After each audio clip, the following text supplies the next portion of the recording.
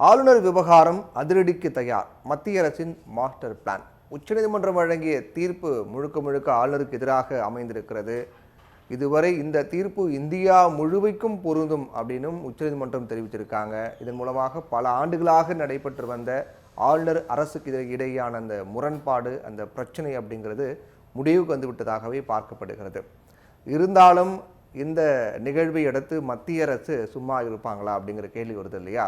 அப்போ மத்திய அரசுடைய திட்டம் என்ன, அடுத்த கட்டமாக அவங்க என்ன பண்ண போகிறாங்க, இந்த தீர்ப்பு சொல்லக்கூடிய விடயம் என்ன அப்படிங்கிறத பற்றி தான் இந்த நிகழ்ச்சியில், இந்த ஃபர்ஸ்ட் லென்ஸ் நிகழ்ச்சியில் நம்ம பார்க்க போகிறோம். மத்திய அரசு அனுப்பிய 10 மசோதாக்களுக்கு ஆளுநர் RN ரவி ஒப்புதல் வழங்காமல் காலம் தாழ்த்துவது தொடர்பாக தமிழக அரசு உச்சநீதிமன்றத்தில் வழக்கு தொடர்ந்தாங்க. இந்த வழக்கு மட்டுமல்லாமல் துணைவேந்தர் நியமனத்திலையும் ஆளுநருடைய தலையீடு அப்படிங்கிறது, குறுக்கீடு அப்படிங்கிறது மிகப்பெரிய ஒரு பிரச்சனைக்கு வழிவகுக்கிறது அப்படிங்கிற மாதிரியும் 2 விஷயம் சேர்ந்து வழக்கு தொடர்ந்துருந்தாங்க. அதில் துணைவேந்தர் நியமனம், அதில் ஆளுநர் தலையீடு அப்படிங்கிறது நாங்கள் தனியாக விசாரிக்கிறோம் அப்படின்னு சொன்ன நீதிமன்றம் மசோதாக்களுக்கு ஒப்புதல் வழங்க விவகாரம் தொடர்பாக பல முக்கியமான தீர்ப்புகளில் பல விடயங்களை அவங்க குறிப்பிட்டிருக்காங்க. இந்த வழக்கை விசாரித்த நீதிபதிகள் பர்திவாலா மற்றும் மகாதேவன் ஆகியோர் அடங்கிய அமர்வு வழங்கிய தீர்ப்பு தான் இன்னைக்கு மிகப்பெரிய ஆளுநருக்கு எதிராக அமைந்திருக்கிறத பார்க்க முடியுது. ஆளுநருடைய அதிகாரங்கள் தீர்ப்பின்படி அரசியல் அமைப்பு சட்டப்பிரிவு 200 கீழ் மசோதாக்கள் ஒப்புதலுக்காக மாநில ஆளுநருக்கு அனுப்பப்படும் போது அவருக்கு 3 வாய்ப்புகள் மட்டும்தான் இருக்குது.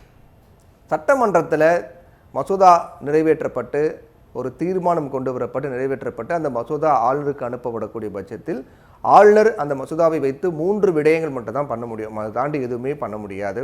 ஒன்று, ஒப்புதல் கொடுக்கறது, ஓகே இதை நான் அப்ரூவல் கொடுக்குறேன் அப்படின்னு ஒப்புதல் கொடுக்கறது. 2வது, ஒப்புதலை நிறுத்தி வைப்பது. 3வது, குடியரசுத் தலைவருடைய பரிசீலனைக்கு அனுப்புவது ஆகியதான் இந்த 3 விஷயங்கள். இப்போ பரிசீலனை அதே நேரம் அரசியல் அமைப்பினுடைய பிரிவு 200 படி முதல் முறையாக சட்டமன்றத்தில் நிறைவேற்றப்பட்டு மசோதா அனுப்பப்படும் போது அந்த மசோதாவை நிறுத்தி வைக்க ஆளுநர் விரும்பினால் மசோதாவில் இருக்கக்கூடிய அம்சங்களை மறுபரிசீலனை செய்ய அல்லது திருத்தங்களை மேற்கொள்ள பரிந்துரைக்கலாம் அப்படின்னு சொல்லப்பட்டது. ஃபர்ஸ்ட் டைம் சட்டப்பேரவையில் ஒரு மசோதா நிறைவேற்றப்பட்டு அது அனுப்பப்படுது அப்படின்னா, தீர்மானம் நிறைவேற்றப்பட்டு அந்த மசோதா அனுப்பப்படுது அப்படின்னா அதை நிறுத்தி வைக்கக்கூடிய பட்சத்தில் அது மறுபரிசீலனை செய்ய அல்லது திருத்தங்கள் ஏதாவது கரெக்ஷன் பண்ணுங்க அப்படின்னு கவர்னர் ரெஃபர் பண்ணலாம். அந்த மாதிரி பரிந்துரைத்து திரும்பவும் சட்டசபைக்கு திருப்பி அனுப்பினோம். சட்டசபை திரும்பவும் மசோதாவை நிறைவேற்றி கவர்னருக்கு சமர்ப்பித்தாங்க அப்படின்னா ஆளுநர் அதன் பிறகு ஒப்புதலை நிறுத்தி வைக்க முடியாது.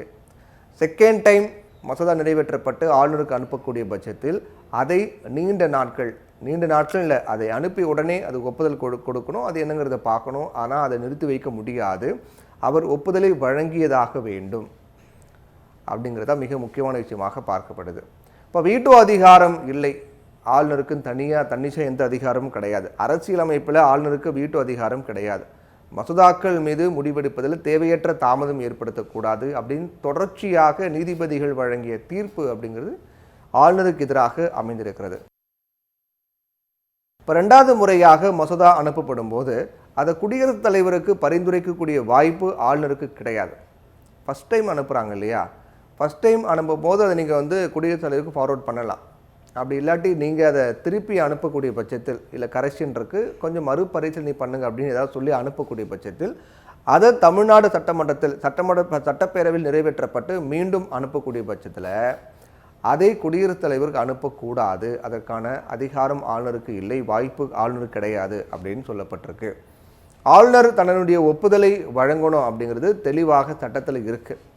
சட்டவிரோதமானது அப்படிங்கிற மாதிரியான நிகழ்வுகளை ஆளுநர் தொடர்ச்சியாக மேற்கொண்டு வரார் அப்படின்னு நீதிபதிகள் குறிப்பிட்றாங்க. குடியரசுத் தலைவருடைய பரிசீலனைக்காக தமிழக ஆளுநர் 10 மசோதாக்களை நிறுத்தி வைத்தது சட்டவிரோதமானதுன்னு சொல்கிறாங்க. சட்டப்படி தவறானது அப்படின்னும் நீதிபதிகள் குறிப்பிட்றாங்க. எடுக்கப்பட்ட தொடர் நடவடிக்கைகளும் சட்டவிரோதமானவை அப்படின்னும் உச்சநீதிமன்றம் கருதுகிறது அப்படின்னு சொல்லப்பட்டிருக்கு. ஆளுநருடைய ஒப்புதலுக்காக காலக்கெடு இல்லாத போதிலும் அவர் மசோதாக்களை காலவரையின்றி வைத்திருக்க முடியும் அப்படின்னும் அர்த்தம் கிடையாது. ஆளுநர் ஒரு மசோதா அனுப்புகிறோன்னா எவ்வளோ நாள் வச்சிருக்கலாம் அப்படின்னு டைம் ஃபிக்ஸ் பண்ணாத காரணத்தால் அவர் அப்படியே அதை நிலுவையில் வைத்திருக்கலாம் அப்படின்னு அர்த்தம் கிடையாது. அரசியலமைப்பினுடைய நேரம் நிர்ணயிக்கப்படாத சந்தர்ப்பங்களில் முடிவு ஒரு நியாயமான காலத்துக்குள்ளே எடுக்கப்பட வேண்டும் அப்படிங்கிறதா அதனுடைய அர்த்தமாகும். டைம் ஃபிக்ஸ் பண்ணல அப்படிங்கிறதால நீங்கள் லைஃப் லாங் அதை கொண்டு வச்சுட்டு இருக்க முடியாது, நிலுவையில் வச்சுட்டு இருக்க முடியாது. அதை நீங்களாக பார்த்து அது சீக்கிரமாக முடிவு கொண்டு வரும் அப்படிங்கிறது அதுக்கு அர்த்தமே தவிர, நீங்கள் எவ்வளோ நாள் வேணாலும் அதை நிலுவையில் வைத்திருக்கலாம், அதை ஒப்புதல் வழங்காமலும் அல்லாட்டி அது தொடர்பாக எந்தவித கருத்தும் தெரிவிக்காமலும் அப்படியே ஹோல்ட் பண்ணி ரொம்ப நாளைக்கு வச்சுருக்கலாம் அப்படிங்கலாம் அர்த்தம் கிடையாது.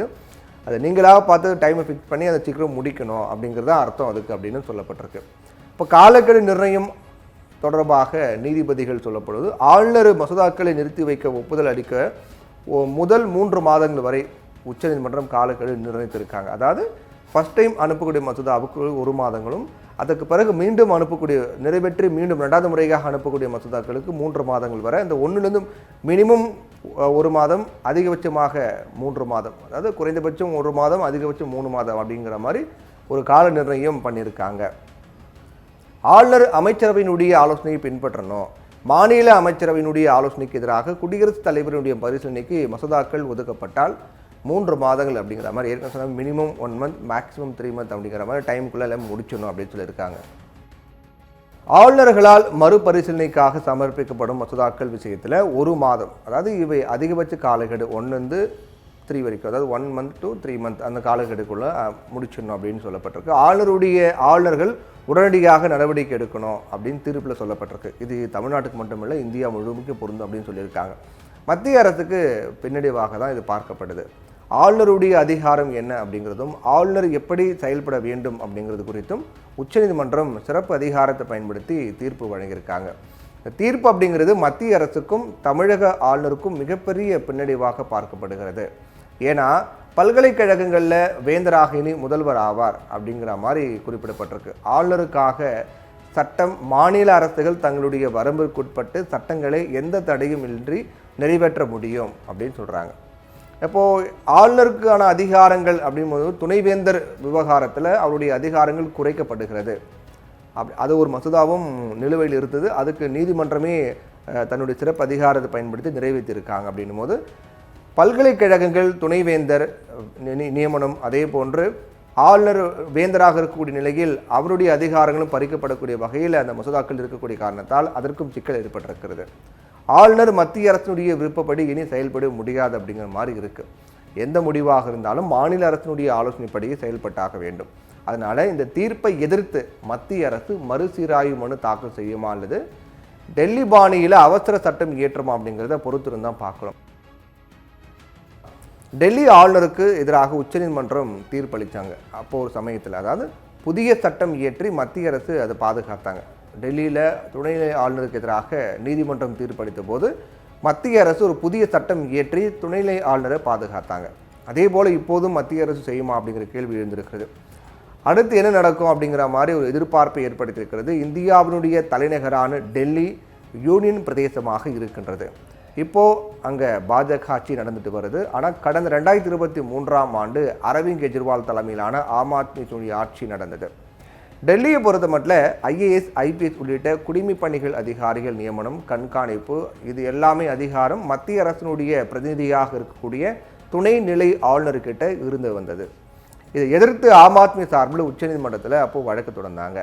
இதை விசாரித்த உச்சநீதிமன்றம் குடிமைப் பணி அதிகாரிகள் நியமனம், இடமாற்றம் தொடர்பான அதிகாரம் அப்படிங்கிறது டெல்லி அரசுக்கு தான் இருக்குது அப்படின்னு ஒரு அதிரடியான தீர்ப்பு வழங்கினாங்க. இதில் ஆளுநர் மூலம் மத்திய அரசு தலையிட முடியாது அப்படின்னும் கடந்த 2023ஆம் ஆண்டு உச்சநீதிமன்றம் தீர்ப்பளித்தாங்க.